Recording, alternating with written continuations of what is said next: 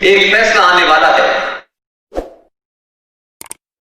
और ये मेरा अपनी तरफ से कोई एंटिसिपेशन नहीं है, खुद भारत की सुप्रीम कोर्ट ने कहा है।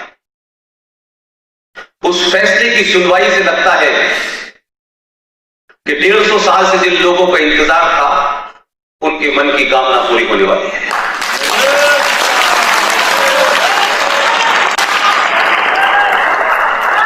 लेकिन जैसे जैसे आप 5000 साल पुरानी सभ्यता के मानने वाले, सनातन के आदर्शों पे चलने वाले, मूल पर चलने वाले, जैसे जैसे आप इस समाज में अपनी खोई प्रतिष्ठा को पाने लगेंगे, बिना किसी से लड़े, बिना किसी को धमकाए, बिना किसी को डराए, आपके अंदर जब वो भाव पैदा होने लगेगा, हम कौन थे, कौन हैं और क्यों ऐसे हुए,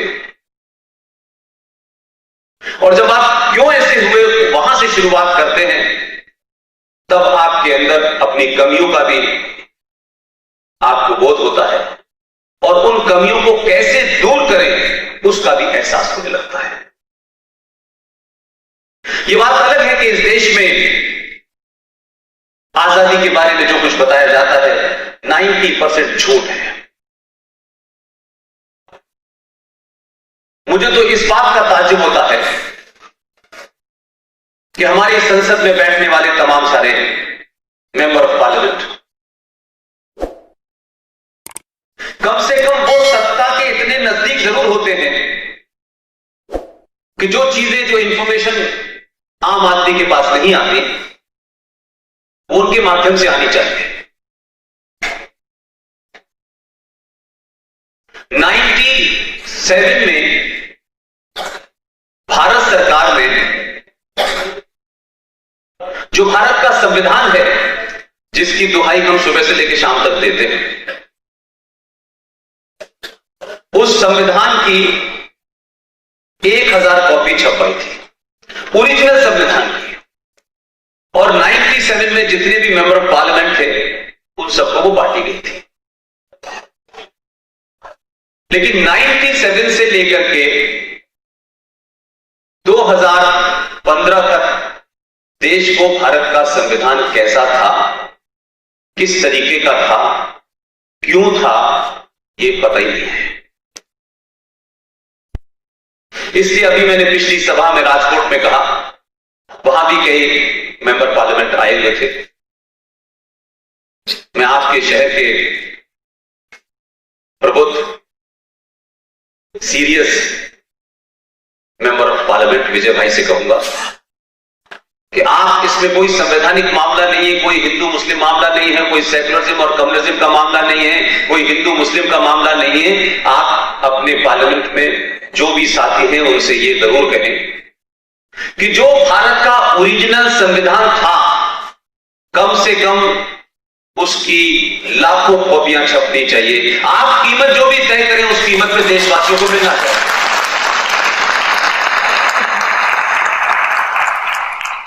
मेरा भाव सिर्फ इतना ही है, हमको भी पता चलना चाहिए, आम आदमी को भी पता चलना चाहिए कि संविधान की ओरिजिनल कॉपी के साथ किसके इशारे पे, कब, बिना संसद में बहस हुए, बिना किसी को बताए, आपने ओरिजिनल संविधान में भारत की संस्कृति, भारत का इतिहास, भारत की पहचान, इस बात को लेकर के जब बहस हुई तो नंदलाल बोस, जो कलकत्ता के एक बहुत बेहतरीन स्केच बनाने वाले थे, उनके साथ में शांति निकेतन के छात्रों ने मिलकर के 5 साल तक अध्ययन किया उस संविधान का,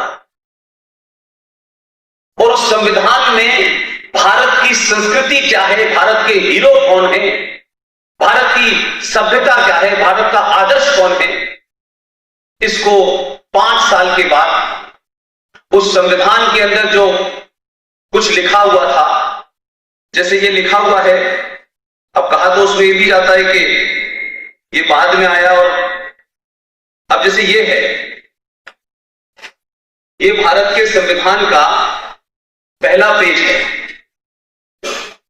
यही सब देखते हैं।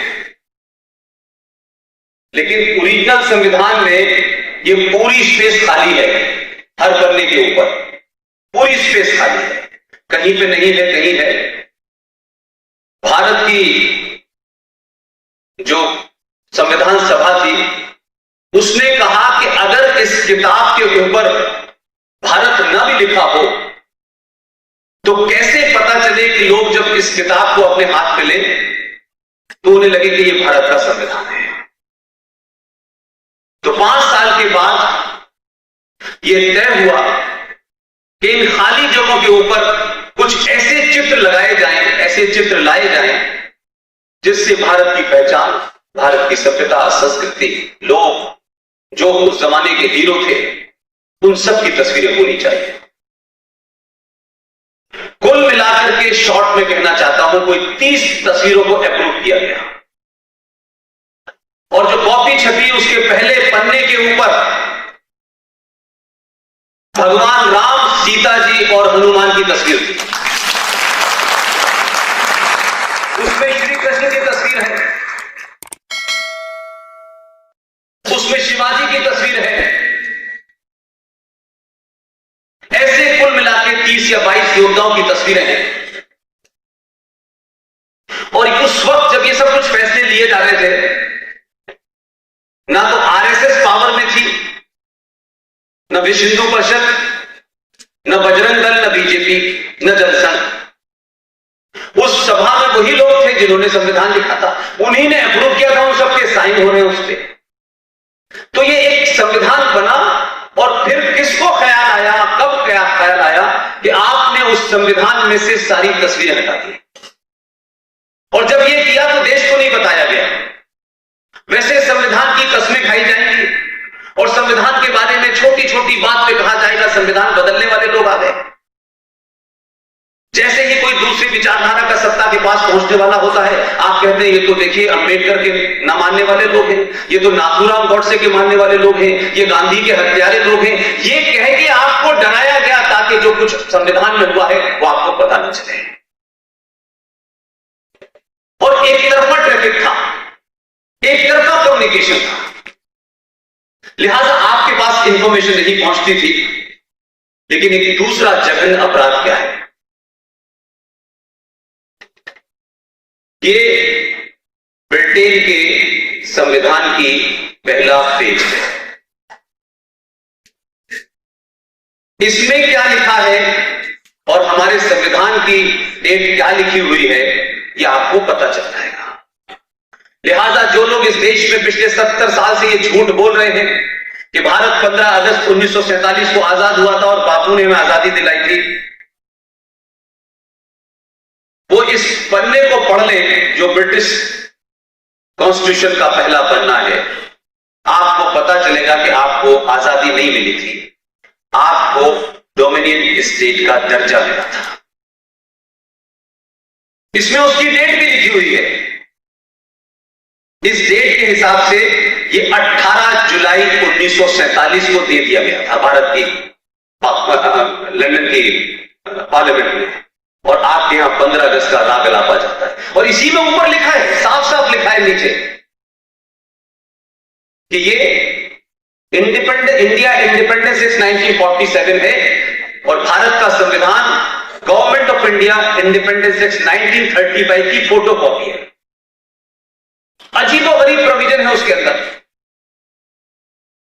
अंबेडकर का जिक्र किया जाता है कि अंबेडकर ने उसको बनाया। अंबेडकर की किताब पढ़िए जरा। मुझे लगता है कि उस वक्त के लोग, उन्होंने अंबेडकर के साथ ज्यादा बड़ा जघन्य अपराध किया है। अंबेडकर जैसे शख्स को अपने छोटे छोटे इंटरेस्ट के लिए इस्तेमाल किया और फिर डंप कर दिया। अंबेडकर कॉन्स्टिट्यूशन की जो कमेटी थी, ड्राफ्टिंग कमेटी, उसके चेयरमैन थे। इसका हवाला बार बार दिया जाता है कि वो चेयरमैन थे, उन्होंने बनाया है। लेकिन वो अपनी ही किताब में लिखते हैं कि मेरा इसमें कोई रोल नहीं है, पीआर राव का रोल है, सब कुछ उन्होंने किया है। और अगर मेरा बस चलता तो मैं संविधान में आग लगा देता। आज अगर कोई ये बात कह दे, ऐसे लगेगा जैसे देश में हिंदूवादी ताकतों ने पता नहीं क्या बात कह दी है। और जो अंबेडकर के मानने वाले भी हैं, वो भी मैं मानता हूं उनकी नीयत क्या है, वो करना क्या चाहते हैं, लेकिन उन्होंने भी इस झूठ को जानबूझ के चलाया। इसलिए कोई एक घटना ऐसी नहीं है इसमें जिसको मैं गिनाऊं, क्योंकि एक घटना ने, जो छोटी सी घटना थी, जिसे पूरे देश से 70 साल तक छुपाया गया और बहुत सावधानी के साथ छुपाया गया। सारे राजनीतिक दलों की इस पे मौन चुप्पी थी। मैं नहीं जानता कि राजनीतिक दल कब सत्ता में आते हैं, कब सत्ता से बाहर होते हैं, सत्ता के बाहर क्या कहना होता है, सत्ता के अंदर, वो उनकी मजबूरी हो सकती है। इसलिए मैं राजनीतिक लोगों को ज्यादा ब्लेम नहीं करता हूं, उनका अपना पार्टी का डिसिप्लिन होता है और हर किस्म की विचारधारा की पार्टी दिल्ली में रही है, वो समाजवादी हो, वो वामपंथी हो, वो सेंट्रिस्ट हो, वो बीजेपी हो, वो गठबंधन के साथ हो।